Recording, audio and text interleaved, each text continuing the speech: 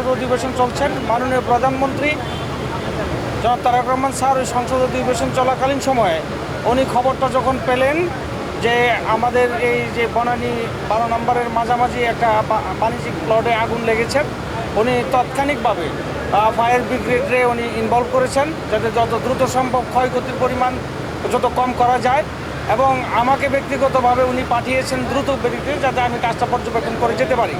আমার সাথে আসছেন ওনার বিশেষ কর্মকর্তা যিনি উনি আমার সাথে আসছেন, এবং উনি সাথে একজন ডাক্তারও পাঠিয়েছেন ওনার ব্যক্তিগত ডক্টর আমানুল্লাহ, উনিও এসেছেন। আমরা অ্যাম্বুলেন্সও রেডি রেখেছি যে এসে যাতে দ্রুত আমরা ক্ষয়ক্ষতির পরিমাণটা যতটুকু কম করা যায় সেই ব্যাপারে খেয়াল রাখার জন্য। তো আলহামদুলিল্লাহ আমরা যতটুকু খবর পেয়েছি এই মুহূর্তে আগুন নিয়ন্ত্রণে আসে, এবং আপনার খুব সম্ভবত ওখানে কোনো লোকজন নেই।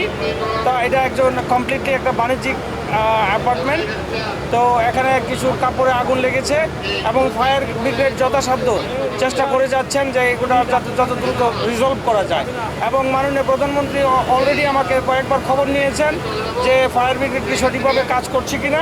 তো উনি সার্বক্ষণিক তদারকি রেখেই আপনার এটা যাতে আমাদের দ্রুত সম্ভব এই ক্ষয়ক্ষতির পরিমাণ কম রেখে আমরা যাতে এটা প্রবলেম সলভ করতে পারি আর কি। আমার সাথে আছেন আমাদের গুলশানের ডিসি সাহেব আছেন, আর তারপরে ওসি সাহেব আছেন, আর তারপরে ফায়ার ব্রিগেডে তো আছেন আমাদের মাননীয় সংসদ সদস্য আসছেন, উনিও পার্লামেন্ট শেষ করে আসছেন, যে গাজীপুর 2 থেকে যে মঞ্জুরুল কাদের রনি ভাইও আসছেন। তো আমরা এখানে দেখে অবজারভেশন করতেছি, এবং আমরা অ্যাম্বুলেন্স থেকে শুরু করে যাবতীয় জিনিস আমরা প্রস্তুত রেখেছি, হসপিটালও আমরা প্রস্তুত রেখেছিলাম, মাননীয় প্রধানমন্ত্রী নির্দেশ দিয়েছিলেন। তো আমরা এসে দেখলাম যে না, ক্ষয়ক্ষতির পরিমাণ ওই রকম নেই, কোনো লোকজন ইনজুর হয় নাই।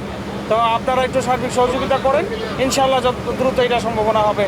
আর মাননীয় প্রধানমন্ত্রীকে আমরা অসংখ্য ধন্যবাদ জানাই যে উনি খুব দ্রুত সহিত আমাদেরকে ইনস্ট্রাকশন দিয়েছেন, এবং আমরা যথাযথভাবে পালন করার চেষ্টা করে যাচ্ছি। আপনারা জেনেছেন ইতিমধ্যে যে আমরা 6:30টার সময় আমরা বিকেল 6:30টার সময় আমরা মেসেজ পাই যে 12 নম্বর রোডের এই ভবনে আগুন লেগেছে।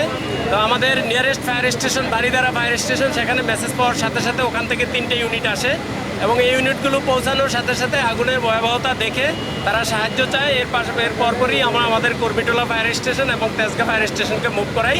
সব মিলে আমাদের 8টা ইউনিট এখানে এসেছে। 8টা ইউনিটের সবাইকে কাজ করতে হয়নি, 6টা ইউনিট কাজ করেছে এবং 2টি ইউনিট স্ট্যান্ড বাই অবস্থায় ছিল। তো এটা একটা হাইরাইজ ভবন, আপনারা দেখেছেন এই ভবনের 9 এবং 10 তলায় আগুন ছিল। আমরা এসে তাৎক্ষণিক আমাদের ইনসাইড এবং আউটসাইড 2 দিক থেকেই আমরা অগ্নি নির্বাপনের চেষ্টা করি। তো আমরা চেষ্টা করে আমরা 8:30টার সময় 8:15 সময় 8:15 ওই 8:15টার সময় আমরা আগুন আমাদের নিয়ন্ত্রণে নিয়ে আসি। আগুন এখনও আমাদের নিয়ন্ত্রণে আছে। এরপরে আমাদের সম্পূর্ণ নির্বাপন করতে আরও কিছু সময় লাগবে। আমাদের টিম কাজ করতেছে সকল ফ্লোরে, অগ্নিদগ্ধের সব ফ্লোরেই আমাদের লোকজন আছে, এবং আমরা এখনও অগ্নি নির্বাপনের চেষ্টা করে যাচ্ছি।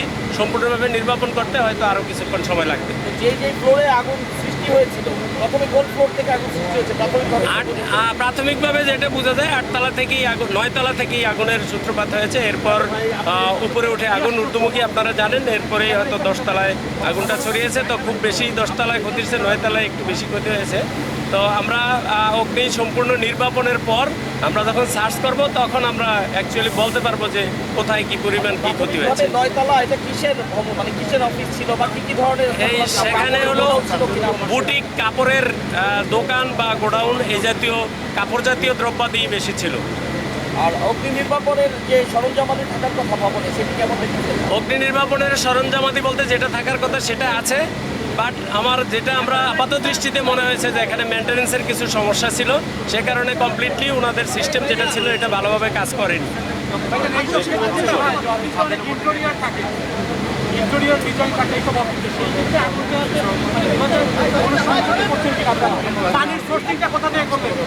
অবশ্যই আমরা এখন যে আধুনিক যে বিল্ডিংগুলো আমরা দেখতেছি ভিতরে ইন্টেরিয়র থাকে। ইন্টেরিয়র হলো আগুনের খাদ্য এবং আগুন বিস্তার লাভ করার ভালো উপকরণ।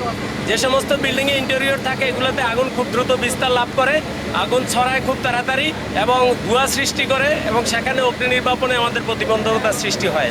তো ইন্টেরিয়র ছিল এখানেও, আর আমরা পানির যেটা আমাদের নিজস্ব পানিবাহী গাড়ি থেকে পানি দিয়েছি এবং এই বিল্ডিংয়েরই আন্ডারগ্রাউন্ড রিজার্ভার আছে এবং আশেপাশে দুই একটা বিল্ডিংয়ের আন্ডারগ্রাউন্ড রিজার্ভার থেকে আমাদের পাম্প সেট করে আমরা পানি উপরে উঠিয়েছি। আচ্ছা, সেক্ষেত্রে আপনারা আসার পরে কেউ আটকা পড়েছিল, তাদেরকে আপনারা উদ্ধার করেছেন, এমন কোনো ঘটনা ঘটছে না? শুরুতেই সকালে বের হয়ে আসবে। না, সবাই বেরিয়ে আসছে। আমরা আসার পর কাউকে আহত নিহত বা এই জাতীয় কাউকে উদ্ধার করতে পারিনি। তারপরেও আমরা যেটা বলছি সেটা হলো যে আমরা এখনো অগ্নি নির্বাপনের কাজ করছি। সম্পূর্ণভাবে অগ্নি নির্বাপন শেষে আমাদের সার্চ টিম উঠবে উপরে, আমরা সার্চ করব। সার্চ করার পর যদি কাউকে পাওয়া যায়, রেস্কিউ টিম আছে, তারা রেস্কিউ করে বের করে নিয়ে আসবে।